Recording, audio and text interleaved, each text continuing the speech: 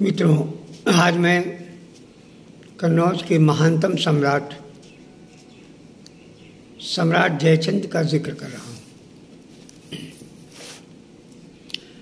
और मेरा मानना है कि कन्नौज वीरत्व का अंतिम सूर्य का जिक्र करना, यानी सम्राट जयचंद की याद को ताज़ा करना, या कि उनके वीरत्व को याद करना, या कि भावनाओं एवं सपनों से भरे कल्पना को साकार करते अपने संकल्प ने दृढ़ युवकों को मैं प्रणाम करता हूँ।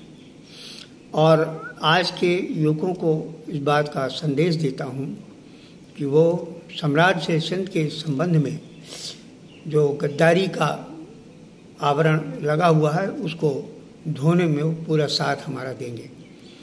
युवकों की सृजनात्मकता पर मुझे पूरा विश्वास ही नहीं बल्कि यकीन भी है कि यह देश की दिशाहीन राजनीतिक नेतृत्व को नया आयाम देंगे और मंदी, आतंकवाद और बेरोजगारी से अपनी असीम शक्ति के द्वारा हम सबका उद्धार करेंगे। काफ़ी वर्षों से मैं इस चर्चा में रहा और जब मैं 1970 में इलाहाबाद विश्वविद्यालय का स्नातक प्रथम वर्ष का छात्र था और उससे पहले मैंने इतिहास का भी अध्ययन विश्वविद्यालय से किया। वहाँ भी मुझे बराबर ये आवाज़ गूंजती हुई सुनाई पड़ती थी कि इस देश का जो सबसे महत्वपूर्ण सम्राट था वो सम्राट जयचंद भी था। जयचंद का जो राज्य था वो अंतिम सम्राट के रूप में राज्य रहा। उसके बाद फिर मुगल शासन का प्रारंभ हो जाता है। तो अंतिम जो सम्राट था उसकी जो युद्ध की नीति थी और जो योद्धा का उसमें जज्बा था वो देखने के काबिल था। और लोगों ने, इतिहासकारों ने इसका कोई जिक्र नहीं किया कि जयचंद कहीं पर भी वो गद्दार साबित होता है। ये तो हमारी किंवदंतियाँ थीं जो फिल्मों ने अपने फिल्म को प्रोड्यूस करने के लिए, अपने फिल्मों को प्रसिद्धि प्राप्त करने के लिए जयचंद के संबंध में उल्टा सीधा उन्होंने अपना प्रसारण किया। उसका नतीजा निकला कि आम जनता में ये भ्रांति फैल गई कि जयचंद वास्तव में गद्दार था, जबकि वास्तव में ऐसा नहीं था। ये कपोल कल्पित कथाएं फिल्मों में जोड़कर फिल्मों ने अपने कहते नहीं कि अपनी प्रसिद्धि पाने के लिए उन्होंने ऐसा किया। मेरा भी अध्ययन के दौरान ये मान्यता रही कि सम्राट जयचंद्र एक महत्वपूर्ण योद्धा था इस भारत का, जिसने यवनों को रोकने के लिए भरपूर अपने अंतिम सांस तक प्रयास किया। और यवनों के जो युद्ध का जिक्र मिलता मुझे है कि वो 14 बार यवनों को उसने हराया और 2 बार संघर्ष करता हुआ वो जीतता रहा और अंतिम में वो हार करके अपनी मृत्यु का कारण बना।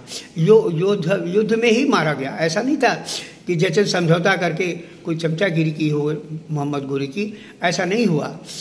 जयचंद एक वीरत्व का प्रतीक था हमारे देश में, जिसको धूमिल करने के लिए फिल्म कंपनियों ने और जो भ्रमित इतिहासकार थे, जिनको इतिहासकारों में जिनका नाम भी नहीं है, उन्होंने इस तरह की कहानियां गढ़ करके जयचंद को बेहद व्यक्तित्व को नीचा दिखाया।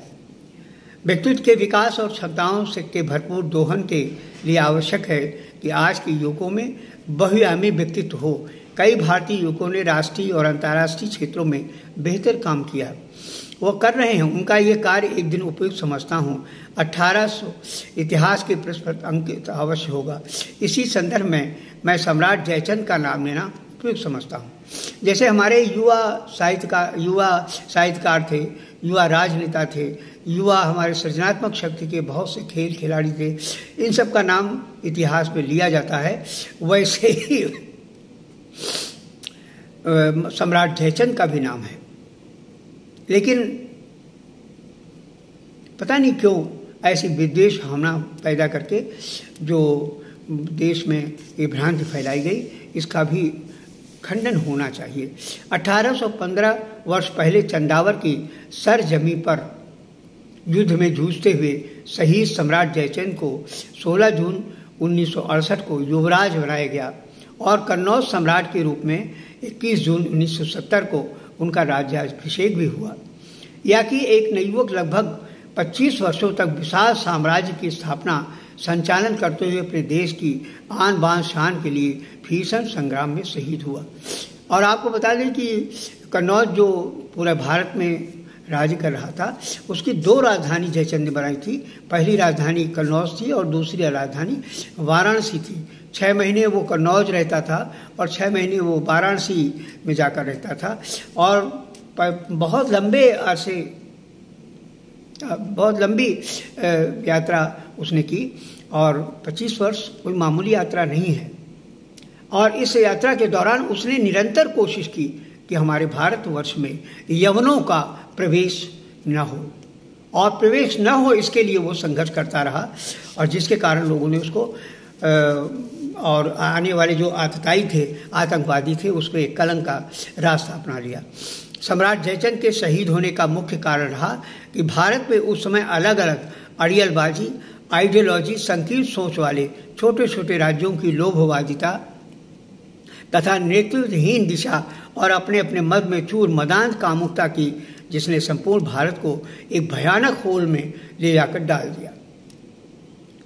उसकी कोई कल्पना नहीं कर सकता था कि यह भयानक होल लगभग कई वर्षों तक, कई शताब्दियों तक मान लीजिए कि राज्य करता रहा और हमारे देश की संस्कृति का पतन हुआ।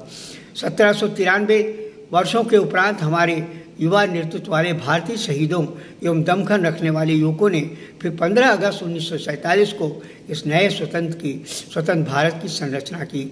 आज हम अजेय हैं, स्वतंत्र हैं, और 75 वर्षों के उपरांत नए नेतृत्व की तलाश में हम सब फिर एक दिशाहीन राजनीतिक नेतृत्व की आपाधामी में आतंकवाद, जातिवाद, धर्मवाद में भटक कर रहे हैं। इस समय सही तरह से सम्राट जयचंद को याद करना उपयुक्त ही नहीं, आवश्यक भी है। सम्राट जयचंद कन्नौजी आईना है, जिसे देखकर आज के भारतीय युवक कुछ सीख लेंगे और कुछ चिंतन करेंगे कि कन्नौज वीरत्व के अंतिम सूर्य का अवसान किन कारणों से हुआ। तो मैं आपसे ये निवेदन करता हूँ कि इस संदर्भ में मैं कई एपिसोड में, वीडियो में मैं आपसे चर्चा करूँगा कि जयचंद्र जो कन्नौज का सम्राट था, एक महत्वपूर्ण योद्धा था। योद्धा के रूप में उसने अपने को प्रस्तुत किया। न अय्यास था, न उसने कोई ऐसे काम किए जिससे पर उस पर आक्षेप हो। संपूर्ण इतिहासकारों का अध्ययन जो अपने छात्र जीवन में मैंने किया, तो मुझे विश्वास हो गया कि ये जो भ्रांति गद्दार होने की उसके ऊपर फैलाई गई है, ये अनुचित है। मैं अपने देश के नयुकों से, आने वाले इतिहासकारों से जो नए नए सृजन की रचना करने जा रहे हैं, ये इस बात का ख्याल रखें कि सम्राट जयचंद्र एक वीर योद्धा था और वीर सम्राट था। उस समय में आप समझ लीजिए कि उस काल में कोई भी इतना बड़ा सम्राट नहीं था जिससे कहा जा सके कि जयचंद के अलावा भी कोई ऐसा था। तो मैं इसकी चर्चा को जारी रखूँगा। कल अगले एपिसोड में फिर आपसे चर्चा करूँगा।